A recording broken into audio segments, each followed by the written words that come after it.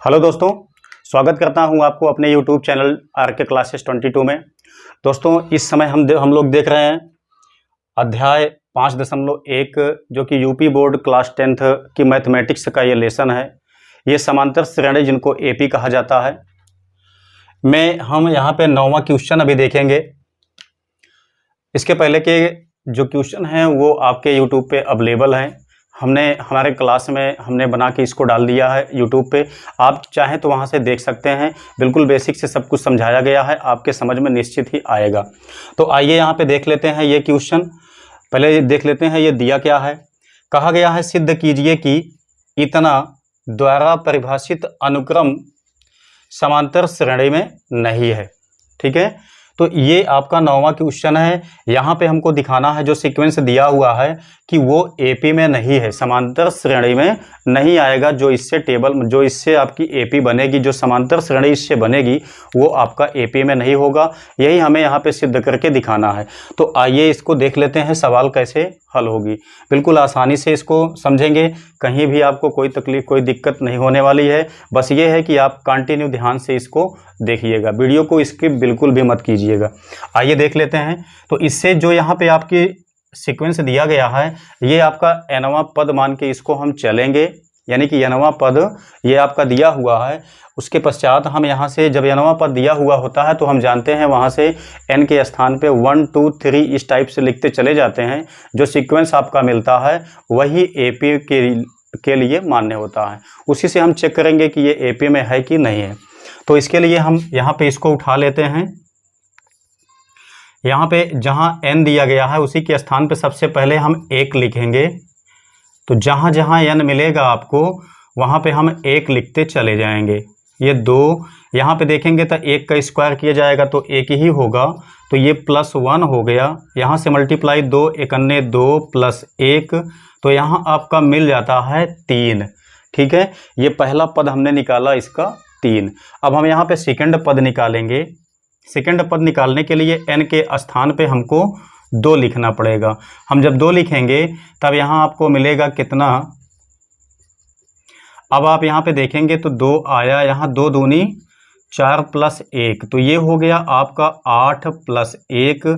यहाँ पे जोड़ देते हैं तो आता है आपके पास कितना, 9 आ जाता है। ठीक है, ये पहला पद आपका 3 आया हुआ है, सेकंड पद आपके पास 9 आ गया है। ऐसे हम यहाँ पे थर्ड पद निकाल लेते हैं। कम से कम 3 पद आपको निकालना पड़ेगा, तभी आप चेक कर सकते हैं कि ये दी गई अनुक्रम आपका AP में है कि नहीं है। 2 पद से हम पता नहीं लगा सकते हैं। ठीक है, तो हम यहाँ n के स्थान पे 3 लिखेंगे। तो आप देख सकते हैं यहाँ पे 2 हो गया, n के स्थान पे हमने यहाँ पे 3 लिखा, +1 आ गया।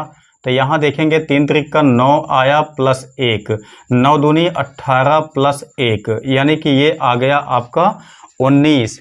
ठीक है, ये 19 आ गया है। तो पहला पद आपके पास 3 निकल के आया, सेकंड पद आपके पास 9 निकल के आया, थर्ड पद आपके पास 19 निकल के आया। 3 पद आपके पास आ गए हैं। इन्हीं तीनों पदों की सहायता से हम यहाँ पे सीक्वेंस का पता लगा सकते हैं। तो टेबल आपकी जो आपका सीक्वेंस बनेगा वो 3 है, 9 है, 19 है। ये तीनों काम के हैं। अब इसको हम मिटा देते हैं। अब इसी से हमको पता लगाना है। पता लगाने के लिए आप जानते हैं कि हमको निकालना पड़ेगा सर्वांतर। जब हम सर्वांतर निकालेंगे वो समान आएगा तभी वो AP में होगा, समान नहीं आएगा तो AP में नहीं होगा। तो इसके लिए हम यहाँ पे देख लेते हैं D = सेकेंड वाले पद में से हम पहला वाला पद घटाते हैं। तो सेकेंड पद में से हम जब पहला पद घटाते हैं तो आता है आपके पास यहाँ पे 6। ठीक है, ऐसे हम यहाँ पे 19 में से हम इसको घटाएंगे तो निकल के आएगा आपके पास 10। दोनों ही स्थितियों में आप देख सकते हैं कि इस वाले में सर्वांतर आपका 6 आया हुआ है, मतलब कॉमन डिफरेंस 6 आया हुआ है। इस वाले में आपका 10 आया हुआ है, जो कि बिल्कुल गलत है। यानी कि समांतर श्रेणी उसे कहा जाता है जब सर्वांतर समान आता है। समान नहीं आया हुआ है, जिससे सिद्ध हो जाता है कि ये दिया गया सीक्वेंस आपका AP में नहीं है। ठीक है, तो इस तरीके से हम यहाँ पे बता सकते हैं कि ये AP में नहीं है।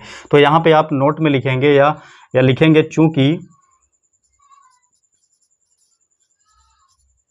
सर्वांतर समान नहीं है इसलिए दिया गया अनुक्रम एपी में नहीं है। ठीक है, इसलिए दिया गया अनुक्रम आपका एपी में नहीं है, सिद्ध हो जाता है। तो सवाल बिल्कुल आसानी से आपको यहाँ पे समझाने की कोशिश की गई है। उम्मीद करता हूँ कि आपको सवाल समझ में आ गई होगी। यदि